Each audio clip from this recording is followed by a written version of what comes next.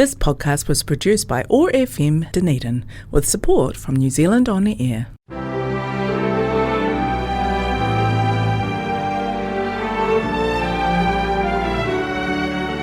Hello and welcome to Heritage Matters, a programme brought to you by the Southern Heritage Trust and sponsored by Heritage New Zealand. I'm Dougal Stevenson. In this programme, Bill Southworth looks at a new book about the bad treatment of the first women medical students and doctors.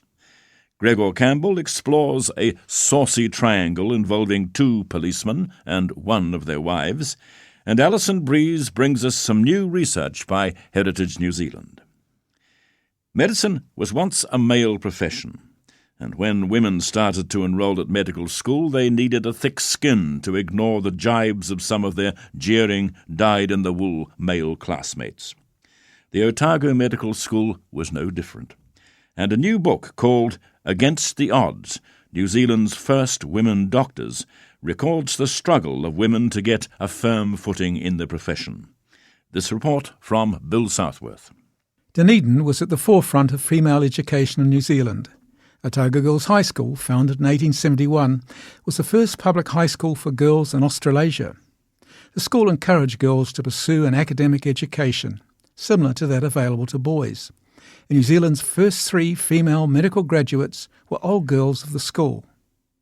But it was not until 1891, 22 years after Otago University was founded, that the first of the Otago High School girls, Dr. Emily Cederberg, finished her studies at the Otago Medical School and was able to walk in the medical graduates' procession.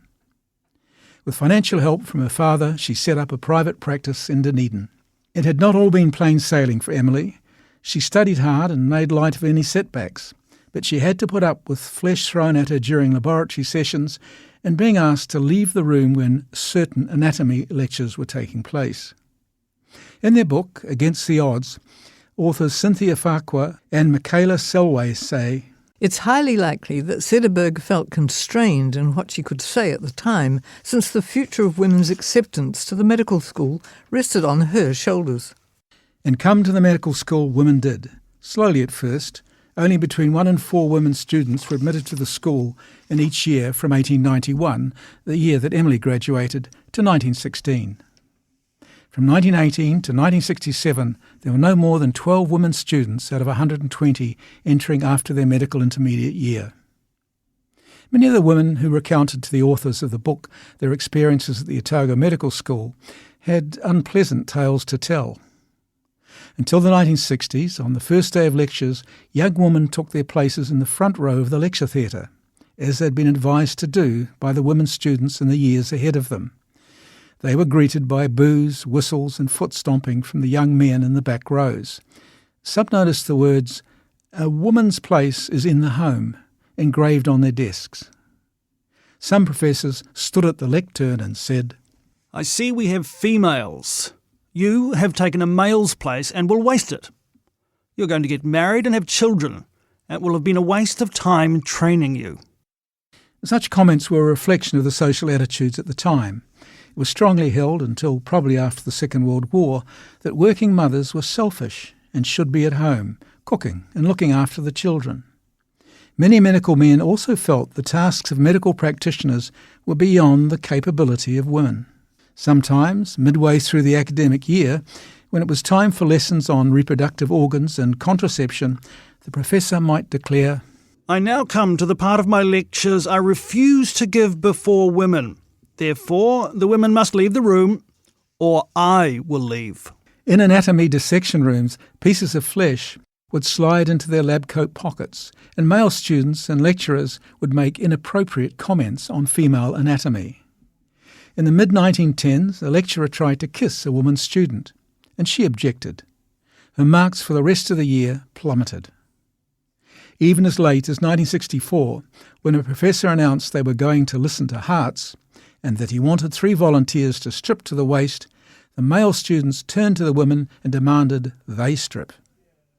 However, the authors, who interviewed many women doctors across the 7 decades, write, Not every woman experienced such hostility, and indeed, Many were adamant that they did not ever encounter sexism or discrimination, even during their studies or throughout their careers.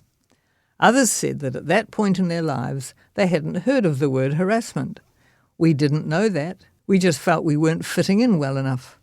Once they started to practice as doctors, many of the women eventually came to be regarded highly in the community. Emily Cederberg, for instance, concentrated on giving medical advice to women and caring for their children. Although she disapproved of prostitution, she was dedicated to helping prostitutes. She took them into her home and, after delivering their babies, found a home for them. She did this despite the criticism that she was disgracing the medical profession. Margaret Cruikshank, who was joint dux at Otago Girls High School, along with her twin sister Christina, was the second woman to graduate in Otago. She became a doctor at Waimate in South Canterbury in 1897. She did not strike hostility from her male colleagues, and indeed the local newspaper, the Waimate Times, wished her well. The day of the lady doctor, like the women's franchise and the labour legislation, seems to be upon us. Women had been the first in the world to attain the vote in 1893.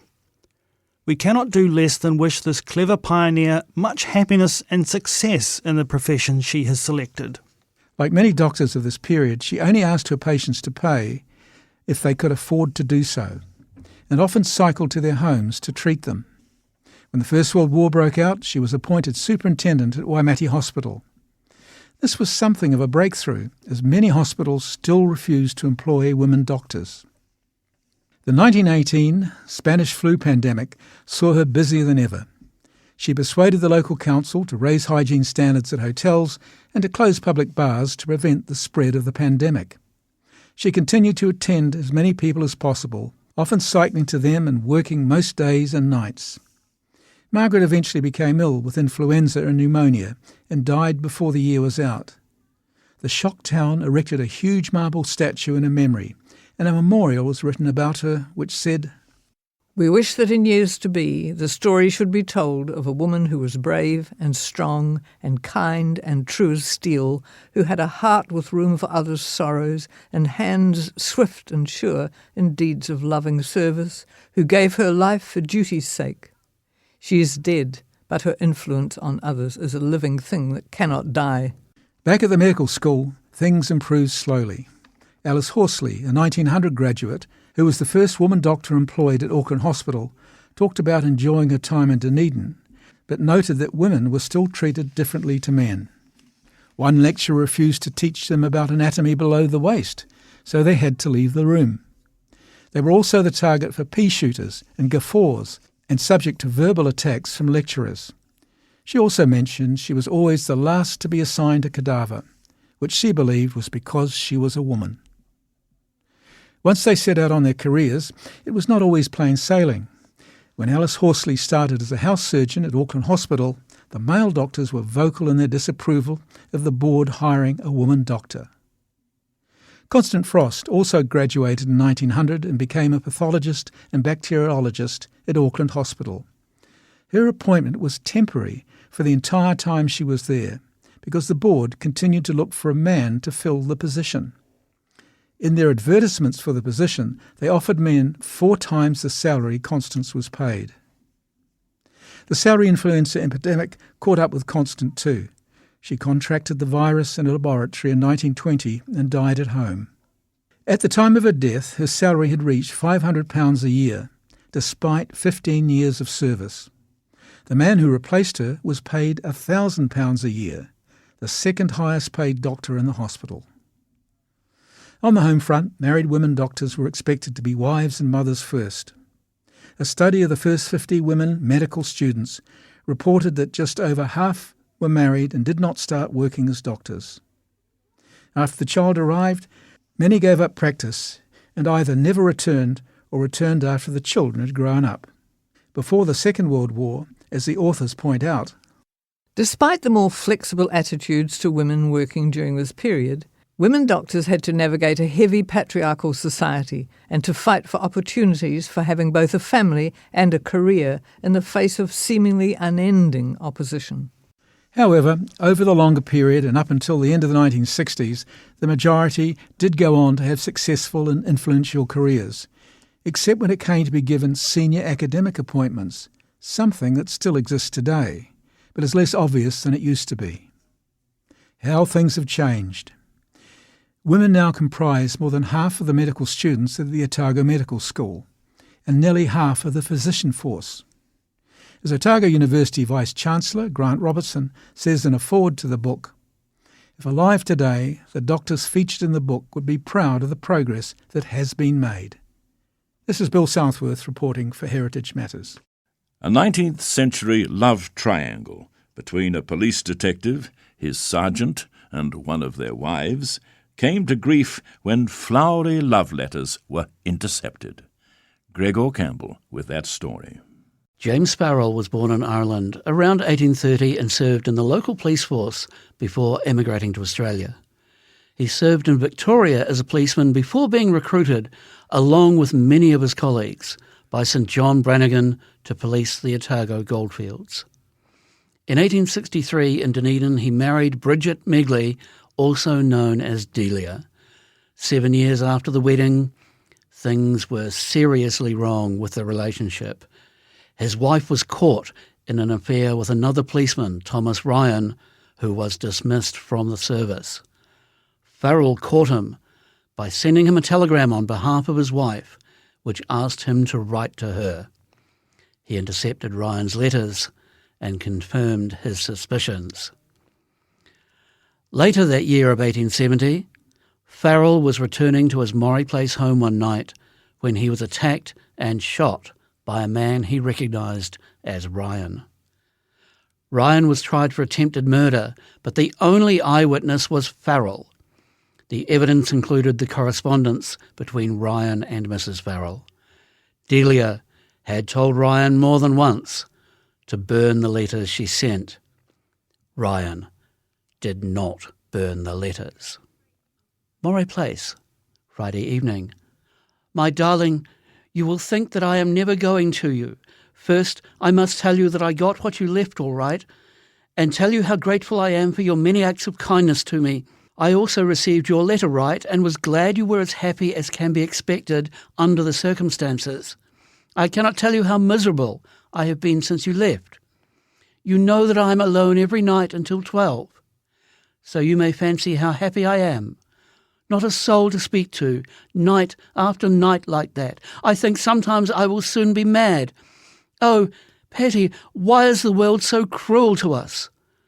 The meeting was like a glimpse into paradise, and then the doors suddenly closed to shut out from me all that was beautiful. Oh, but never mind, love. We will find the key some day that will open all that is bright and happy. Something tells me it will be so. Petty, that word in your letter, striving to love me, sounds painful. Do not make use of it again. I know that it was not meant to hurt me, but I do not like the word. For your love is all in this world I live for. I believe I would have been dead long ago but for it. Oh, darling, it is the silver border of all my black clouds. Oh, my own dear pet, it is the only ray of sunshine that brightens all my misery. Do not write to me again until I write to you, for I do not like to be under a compte to her. I will always write to you. Be sure and burn this. Forever, yours, Delia. There is a grand scheme on foot. If I could carry it out, it would at least throw us together for some months, perhaps longer.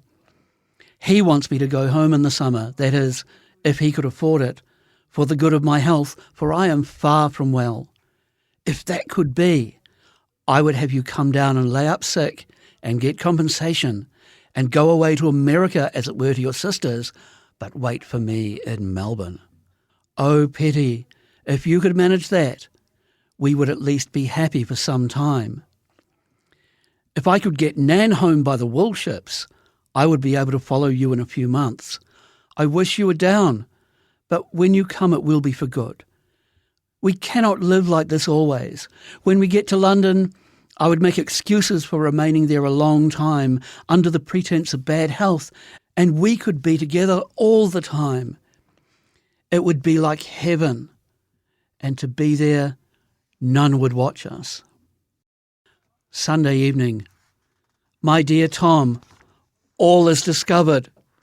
He called at the post office and got the letter. Whatever possessed you to write after I telling not to? First, he searched my bag and found your likeness, but I warded that off and said that I stole it from Mrs. Gilligan's sister. That made him suspicious, and he went to the post office and found the crowning of all your acts. I told you not to write, but you would do it. Nan is better. I was obliged to sit in the room before her and hear the letter read to my face. He will never forgive me this time. I will never have the chance to see you again. I have not time to write more. Never write again, on no account. You will get the valentine from Mrs. J. Nan is sorry for him finding us out. With rending love, I am yours, Delia. Ryan's first trial for attempted murder ended with a hung jury, the second with acquittal. Farrell's humiliation meant that his evidence carried less weight with juries, and he was transferred to Lawrence, where he, in 1875, was accused of gambling in the presence of constables, picking on subordinates, withholding information on larcenies, and allowing himself while in uniform to be beaten by an old woman with a decayed fowl. Delia, in 1873, was reported as changing her name, going to Christchurch, and officiating as a priestess of Bacchus, that is, a barmaid. In 1878, Thomas Ryan was in Kumara and in trouble again. A neighbour was murdered and Ryan was tried, but acquitted. The following year, the Grey River Argus published the following singular piece of news. Mr. Thomas Ryan, who was tried on a charge of murdering Daniels at Kumara, is keeping himself well before the public. A Wellington correspondent of the Dunedin Age telegraphs as follows respecting him. Detective Farrell is pursued like some of the old Greek worthies by a fury in the shape of ex-Sergeant Ryan, who was tried in Dunedin some years ago for attempting to murder Farrell owing to a scandal about Farrell's wife. Ryan was since tried for the murder at Kumara on the west coast, but escaped the gallows after a long fight. Immediately after leaving jail, he came to Wellington, where Farrell is. He follows Farrell like his shadow, but never speaks to him. Farrell went to Wanganui, and Ryan also. Farrell went to Patea, and thither Ryan went also. Farrell came back to Wellington, and so did Ryan. Farrell proceeded to Auckland, and Ryan was a passenger by the same steamer. Ryan told a friend of mine that Farrell had wounded himself with a pistol in Dunedin in order to get him hanged for trying to murder him. Farrell had worked against him secretly when he was accused of murder on the west coast. Ryan swore that he would haunt Farrell to the brink of the grave. Night and day he is found hovering about Farrell as if awaiting a favourable opportunity to execute some terrible deed of vengeance on him, but being well up in the law, he never brings himself within reach of it. This remarkable story puts the attempted murder in a new light. Farrell's conduct throughout his career shows him to be an unstable character, prepared to break the rules if necessary. Did he shoot himself to frame Ryan? In his evidence, he said he shouted Ryan's name more than once, presumably to name him in case he died. He shouted, "Ex-Sergeant Ryan wants to murder me," after the first shot. Then there were two more, then one through his shoulder. Who fired those shots? Medical evidence given by Dr. Morland Hocken was that the wound could not have been self-inflicted. This writer thinks that the case is still suspicious, but freely admits that the storyteller in him is in conflict here with the historian. Farrell was transferred to Wellington in 1875, and his toughness and ability to get results meant that his aberrant conduct could be ignored. But that tolerance ran out in 1878. He was sent to Thames, a busy gold mining area with plenty of work for a detective. In 1882, he was in court defending a charge of beating a drunken bushman, a beating whose marks could be plainly seen on the court date. Farrell was dismissed from the service after 34 years. He served a brief stint in the Fijian police and is reported as having returned to New Zealand after being laid off in a downsizing exercise in 1886. From there, he disappears from the record. Delia Megley, James Farrell and Thomas Ryan. Gunshots, letters, and a mystery. And I'm the quite mystified Gregor Campbell for Heritage Matters. Alison Breeze from Heritage New Zealand has been doing some fascinating research. Here's her report. Today I'm very excited to talk about a new listing on the Rarangi Kōrero list, hot off the press, a small wooden church in Kakanui. Kakanui Presbyterian Church is located in the small village of Kakanui, just outside Oamaru. Built in 1870, Kakanui Church has outstanding aesthetic, architectural, historical and social significance, and is special as one of 2 surviving Presbyterian timber churches in New Zealand, designed by prominent Scottish architect Robert Arthur Lawson. Kakanui is a small township with very fertile soils used for market gardens, and there was an early mining of brown coal along the base of the Kakanui Mountains. A port was built in 1870 with the hope that Kakanui might become a large trading port, and the area's main employer at the time, the New Zealand Meat Preserving Company, was established the same year. The first Presbyterian service was held in the Kakanui area in a woodshed of local Mr. E. McGlashan in 1858. A local church was wanted as the roads were too bad for people to travel to nearby Otapopo. In 1869, a public meeting of Kakanui settlers was held in Mr. Cruikshank's store on the 15th of September, where the decision was made to build a church. The south of Kakanui was chosen as the most suitable place, and a section was purchased for £15, about $2,000 today, and Lawson the architect was employed to draw up plans and specifications for a fee of £20, about $2,700 today. The contractors were Wright and Hislop, for a tender of £353. This was one of 30 churches that Lawson built between 1863 and 1870s during a very busy period of his career. Lawson's first church project was in 1863, and from 1865 Lawson used a similar style for his small timber churches across Otago and Southland, tailoring them to what the community wanted. Many of these have been replaced with brick churches, sometimes designed by Lawson again. His connections with the Presbyterian Church would have led to relationships with many of the Otago settlers who were in the Otago region. The small north-facing Gothic-style church is constructed of timber, clad in weatherboard, and with a corrugated iron roof, which was originally a shingle roof. Over the decades, it has had supporting stays added in 1884. The iron roof was added in 1890, with additions of outbuildings, the Sunday school in 1933, and the workers' hut was added in 1955. A major alteration was the removal of the bell tower in 1959.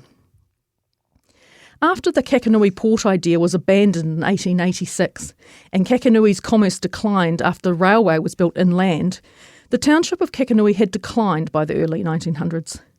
The small population and the decline of the Presbyterian churchgoers in the late 20th century saw the church struggling with the maintenance and costs associated with the Kakanui church building. Of the many Presbyterian churches designed by Lawson, only 2 remain: the Gore Presbyterian Church, which is list number 2530, and Kakanui Church. Kakanui Church is the oldest and best preserved, and the least modified, making it a rare and valuable example of New Zealand's ecclesiastical architectural heritage. The Kakanui Church has played a prominent role in the social life of the Kakanui community throughout its history. It has been the focus for important religious and social milestones for the community from the 18th of March 1870 through to the final service held there on 10th of November 2019 through its sale to private owners. It holds outstanding historical significance, reflecting the central role of religion, particularly Presbyterianism, in the Kakanui and wider Otago community. The development of the church reflects the period of settlement consolidation when the Presbyterian Church established permanent places of worship. Since its construction, it has housed the Presbyterian congregation and Sunday school classes and been a focus of important religious and social milestones for all the community. It has provided a place for the community to come together, and many have fond memories related to the church which have been shared with the new owners and collected as part of the community memory. Social events for small rural communities in the 19th and 20th centuries centred on churches, and Kakanui Church was one of the first buildings to be built, enabling this community spirit. Today, Kakanui Church remains the only sizable building in the area dating back to the 19th century pioneer era, making it a rare and valuable link to the region's early history. With the sale in 2019, the property was purchased by Michael Simpson and Anna Miles. Between 2020 and 2025, they have undertaken extensive restoration work to preserve this well-maintained example of a small carpenter Gothic Lawson church. The floors and interior ceilings were cleaned, and all the rotten wooden boards have been repaired or replaced. The interior has been repainted, and the removal of the carpet from the pulpit has revealed the original linoleum. The outbuildings, including the workers' hut and Sunday school, have also undergone similar renovations, with restoration efforts still ongoing. The church continues to be a community hub, hosting functions such as weddings, concerts and social meetings since 2019. The next time you are in the area, pop in to see the amazing work being completed by the dedicated and passionate owners who, as well as restoring a fabulous heritage building back to life, are creating new memories and a hub in the area that benefits the community. This story has been brought to you by Alison Breeze, reporting for Heritage Matters. This show will be replayed on Thursday the 17th of July at 1 p.m. and Sunday the 14th and 20th of July at 7 p.m. As Aotearoa New Zealand's national heritage agency, Heritage New Zealand Pohere Taonga is proud to sponsor Heritage Matters. Celebrate our heritage by becoming a member to visit more than 20 heritage places we care for across the motu for free. You'll receive a subscription to our award-winning magazine, exclusive member events, and free or discounted admission to over 1,000 international heritage places. Support the heritage of Aotearoa New Zealand. Check out visitheritage.co.nz. This podcast was produced by OAR FM Dunedin with support from New Zealand On the Air.